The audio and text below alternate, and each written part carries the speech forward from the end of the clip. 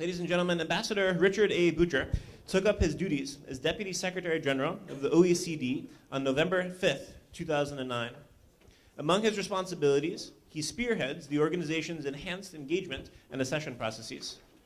Ambassador Boucher, a U.S. national, is a senior foreign policy executive who has managed worldwide teams, programs, and strategies, and brings extensive experience in emerging economies.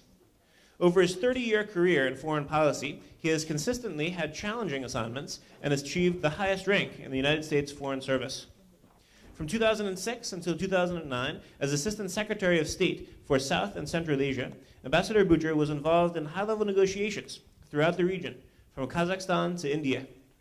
Prior to this, he was spokesman and Assistant Secretary for Public Affairs for 5 years, crafting the U.S. public approach on critical world issues for 3 Secretaries of State. In 1999, he served as the U.S. senior official for Asia-Pacific Economic Cooperation, promoting more open trade and an improved investment climate. From 1993 until 1999, he served consecutive terms as the U.S. ambassador to Cyprus and Consul General in Hong Kong. Ambassador Boucher is fluent in French and Mandarin Chinese. He holds a BA in French and English Literature from Tufts University and undertook further studies in international economics at George Washington University. Ladies and gentlemen, I would like to ask you to please join me in a very, very sincere welcome for Ambassador Richard A. Boucher. Thank you.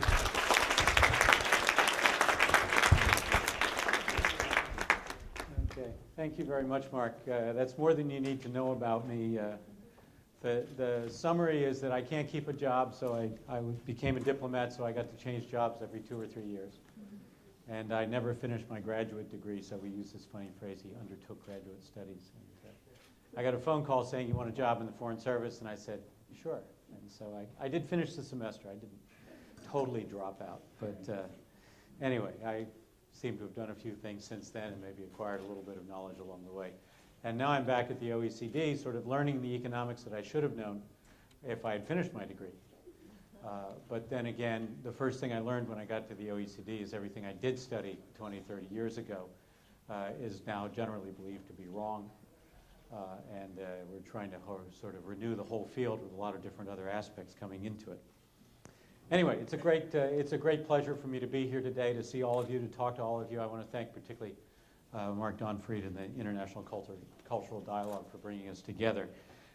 We have a very important topic, and this intersection between culture and economics is why I'm here, because I'm interested in what you all think about it. It's not a topic that we address very often.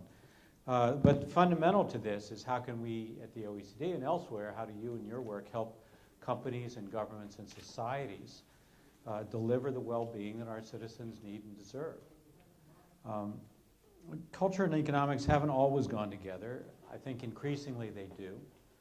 At the OECD, when we're working on something like corporate governance, the standards that corporations use to prevent bribery and abuses within their own systems, we talk about the culture of compliance and how does a corporation build the culture of compliance.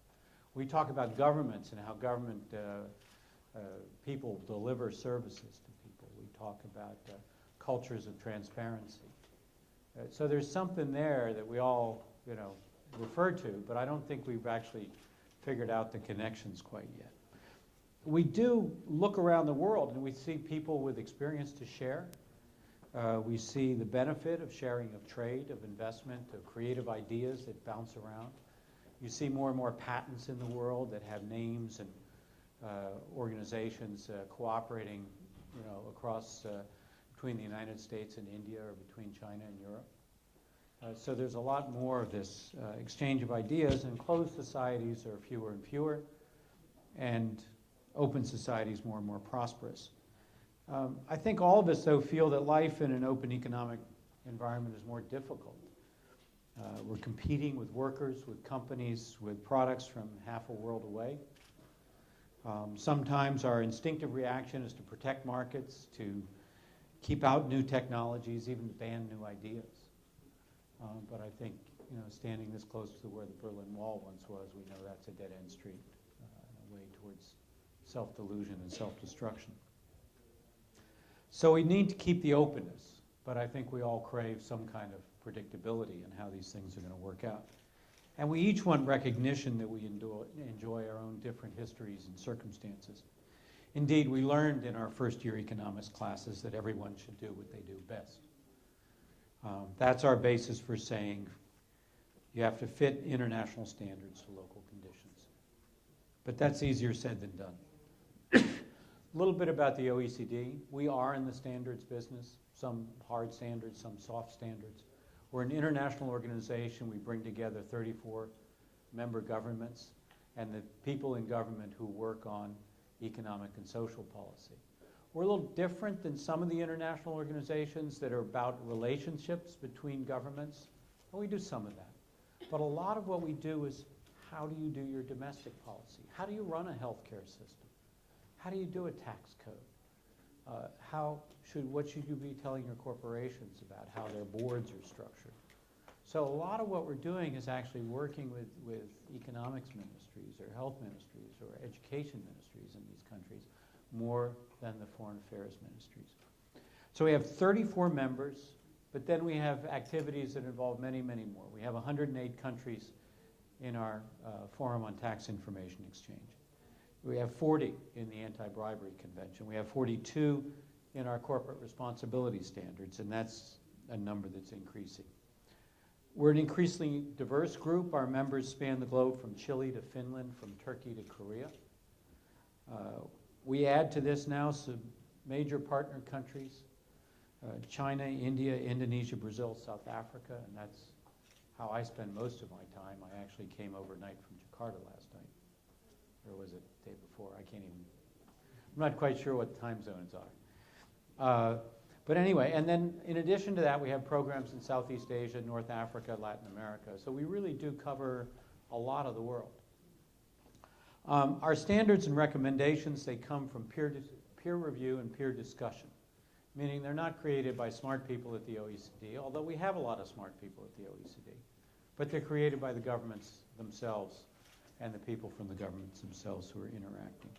They share experience on what works for them and what doesn't in policy areas from economics to governance to social protection systems and different parts of society.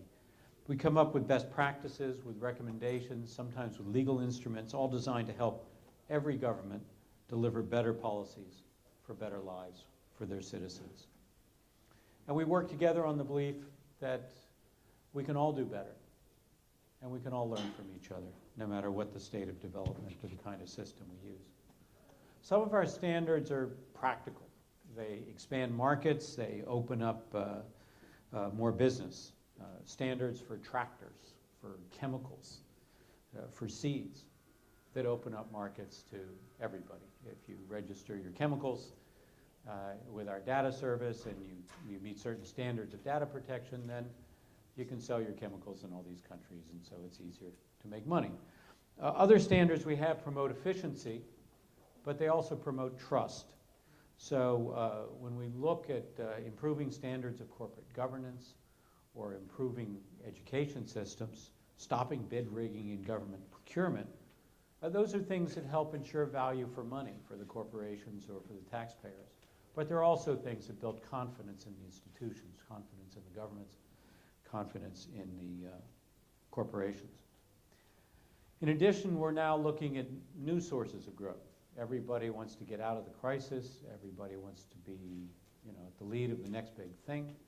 So we do a lot of work on innovation, on green growth policies, but also things like services trade, which is one of the areas that's not well understood around the world. We have some very pioneering work, try to catalog the distinctions and the differences and the restrictions that places have on services trade. And all these are pointing to new opportunities, finding new ways of doing business, and hopefully establishing frameworks and standards so that people know how to go about these tasks. We'll develop best practices, hopefully, to help countries and governments open up these opportunities for themselves.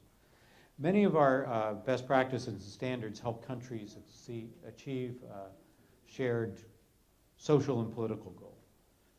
We've done a lot of work this year on inequality and inclusive growth, on measuring progress of societies beyond just GDP measures. These don't have direct economic correlations, at least not quite yet, and not in terms of traditional macroeconomics or GDP. But looking around the world at the Arab Spring, looking at the Occupy Wall Street movement, demonstrations in India and China, I think nobody can doubt that fairness and inclusion have to be part of the economic agenda now and fundamentally important to citizens around the world. So all this is pretty straightforward. We figure out, what works best, and then everybody goes and does it. But as we all know, that's a little simple, and it doesn't quite work that way. Complication is what's best also depends on the local circumstances. So first and foremost, we have to remember that best practices has an S on the end. And there's usually more than one way to accomplish a goal. We also have to build flexibility into the standards with people with different tools, with different systems. We have an innovation policy recommendation, for example, that we went through, that we developed about 2 years ago. A series of things you can do, best practices, options you can use to have a more innovative and creative society and economy. But now we're traveling all over the world, from Washington to Beijing, from Moscow to Jakarta, doing innovation reviews and innovation seminars where we work with local experts to apply our knowledge to their local circumstances.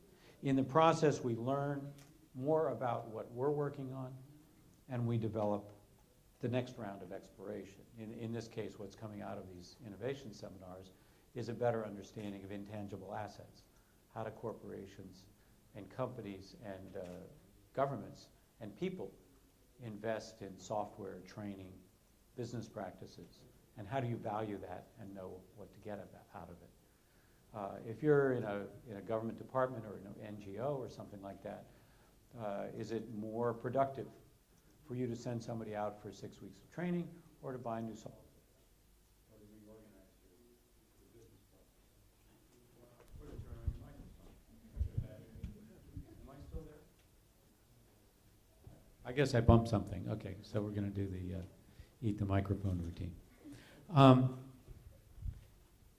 But then some of our standards are beyond best practices and norms. Some of them are legal standards, like with fighting corruption. How much local flexibility can you have with that? You can have some, but a whole lot less. Outcomes need to be clearly defined. That's usually what we say.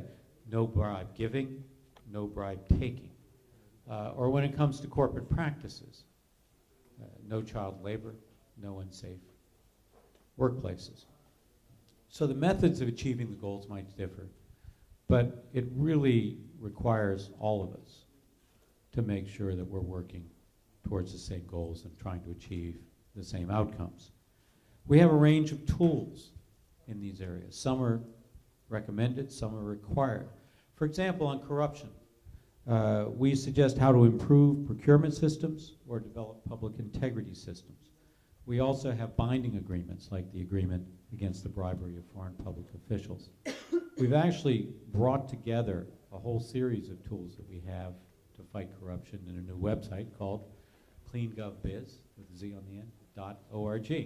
And if anybody wants to see it, if you're interested in corruption, we've put together sort of 17 categories of areas where you could really take steps that help get at the corruption problem. So it goes beyond the law, it goes beyond crime and punishment, it goes into prevention, it goes into good, healthy government systems, and yes, even a little bit into culture, because media and society have an important role to play in stopping corruption, and we've seen that in the demonstrations around the world. So the first argument for standards is that money moves, criminals move, companies span the globe. Business practices and laws need to have a similar effect for maximum efficiency. If we don't all stop corruption, everyone will suffer, although to different extents. Corruption is really something that hurts the poor more than anybody else. They're the ones that don't have a hospital for their kids. They don't see their schools built or staffed. They don't see the roads that could take their goods to market. So for this reason alone, national governments must make international agreements and stop this cross-border corruption. Second, I think we all benefit from more efficient government, better procurement, better business practices, more hospitals, more schools for the tax dollars that we pay. And we all benefit from healthy competition in our markets. So in this environment as well, individually, our firms become more competitive and productive. In addition, adopting international standards for your own domestic market can produce an additional benefit. It prepares your home firms to compete internationally and makes outside investors more comfortable, creating jobs and factories. So North African countries are currently joining our investment declaration in order to establish a common base, a well-understood common base for investment. Using international practices particularly applies to skittish endeavors like venture capital finance. Israel has done very well with venture capital in part because they tended to use rules that outside investors already knew and felt comfortable with. So for all these reasons, we want to increase the use of international practices and standards. Now it's true, the more people in the room, the bigger the crowd, the harder it is to develop a new standard or new code, or even to agree on best practices. And the more careful you have to be about making sure that you're dealing with results and outcomes as opposed to prescriptions about how to do things, because that makes it easier to deal with, to use these standards more widely. But in the end, the broader that norms are applied, the better they are, and the better for all of us. And that is kind of where culture starts to come back in. International norms can't just be rules and regulations and recommendations if they're going to be effective. But we all know what we should do in terms of fairness and decency. But we have to build the culture, the social behavior that help everybody do the right thing. And even with rules, a lot of applying standards rests on their acceptability, rests on people sharing and understanding, sharing the values that are behind them. So internationally, it's often difficult to get somebody to accept your rules and your way of doing things. It's always much easier to get them to adopt rules that they've had a practice, that they've been part of developing. It's always easier for people to adopt and adapt rather than just to accept. And much easier for them to implement norms that reflect their own circumstances. So when we start looking forward to the next set of issues and practices that we're working on, we're trying to involve a much wider group of players, both civil society, business, and government, first of all, but then a wider range of countries as well. Right now at OECD, we're looking at new skills strategies, skills being the way that both individually and as a country you can keep up with globalization. We're working on gender policies, questions of tax and crime and how you deal with cross-border crime through pursuing the tax angles. We're spending more time on developing country issues and coming up with new development strategies, working on better education systems. We do the annual study of 15-year-olds and what they know around the world called the PISA study. You've probably seen this reported. From that, we've done it long enough now that we can start drawing conclusions about what makes a good education system and what are the things that the high performers have in common. So as we move forward on this, we really benefit from having that wider experience. We really benefit from having that understanding of different local conditions, as well as bringing in the total international environment. And for us at the OECD, that's how we want to keep creating better policies for better lives. That's our slogan, in case you haven't noticed. But that's what we're trying to do, is help people deliver better policies for better lives of their citizens. And the wider the group that does that, the more interesting it is. So we welcome everybody to that process. We welcome all of you to look at us and comment on us and tell us what you know and participate in our discussions. And I just want to thank you again for having me here, listening to me, and I'll be glad to take questions.